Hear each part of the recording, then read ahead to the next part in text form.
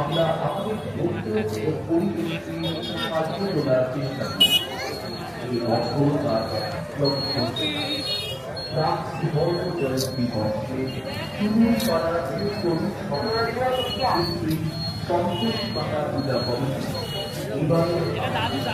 কবিগুরু রবীন্দ্রনাথ ঠাকুরের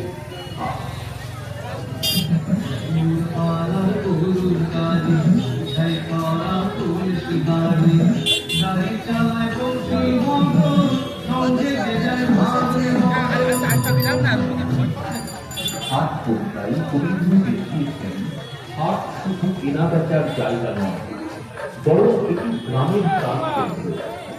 হাট বসলে গ্রামের মানুষজন একত্রিত হয়, কেউ আসল জিনিসপত্র বিক্রি করতে, কেউ বা কিনতে, আর কেউ বা নিছক ব্যাখ্যা শোনার জন্য।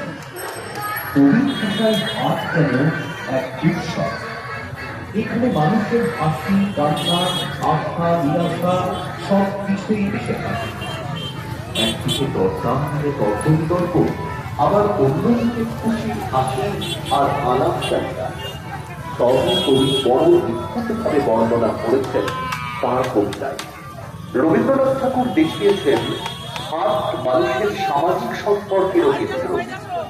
গ্রামবাসী একে অপরের খবর জানতে পারে হাটের মাধ্যমে। নতুন মানুষের সঙ্গে পরিচয় হয় এই হাটকে কেন্দ্র করে। হাট শুধু বাজার নয়, এটি গ্রাম্য জীবনের আনন্দ, বন্ধন, ব্যবসা বাণিজ্য এবং সাংস্কৃতিক ঐতিহ্যের এক জমজমাট মিলন স্থান।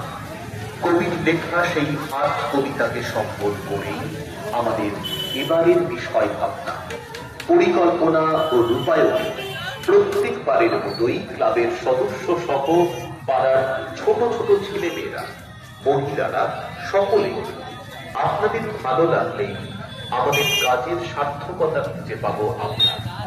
তাই সকলকেই মন্তব্যে জানাই সাদর আমন্ত্রণ।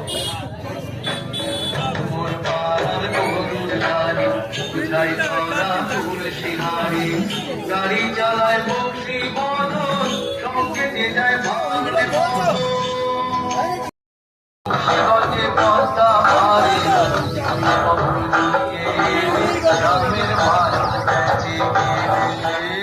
আমাদের আরাধ্যা দেবী সন্তোষী মাতার মৃৎমূর্তি নির্মাণে মৃৎশিল্পী পলাশ দাস, শব্দ সংযোজনায় সবুজ সাউন্ড, সিংহপাড়ানে, সূত্রাগড়, শান্তিপুর, নদিয়া।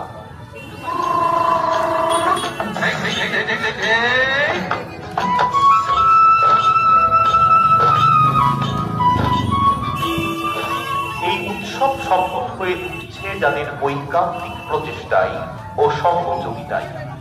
সেই শান্তিপুর